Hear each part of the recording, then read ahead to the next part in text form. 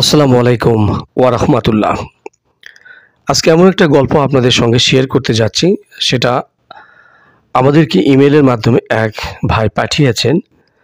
তিনি অবশ্য তার নামটি প্রকাশ করতে আমাদেরকে নিষেধ করেছেন, তাই আমরা আপাতত তার নামটা এখানে প্রকাশ করছি না। তার দোয়া কবুলের গল্পটা আমি আপনাদের সঙ্গে শেয়ার করছি।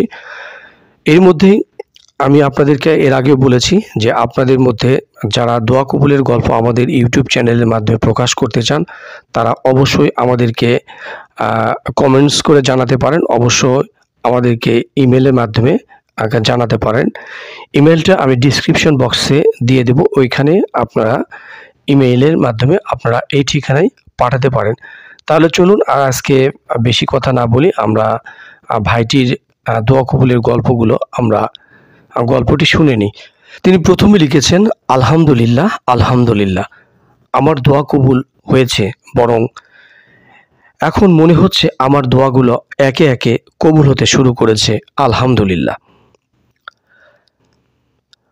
প্রতিদিন আমি 10,000 বার ইস্তেগফার এবং 1,000 বার দুরূদ শরীফ পড়ি।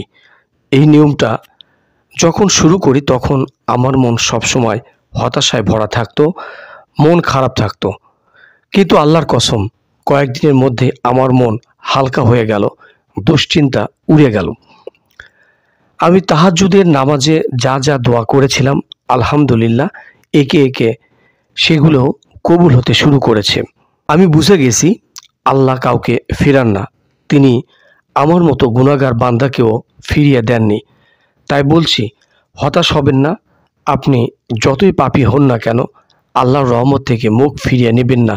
ইস্তেগফার পড়ুন, দোয়া করুন, নামাজ পড়ুন, দেখবেন আপনার জীবনেও পরিবর্তন আসবে ইনশাআল্লাহ। আমি এখন দেখি যেসব ছোট ছোট দোয়া একসময় অযৌক্তিক মনে হতো, আজ সেগুলো একে একে কবুল হচ্ছে। আমি দৃঢ়ভাবে বিশ্বাস করি আমার বড় দোয়াগুলোও একদিন কবুল হবে ইনশাআল্লাহ।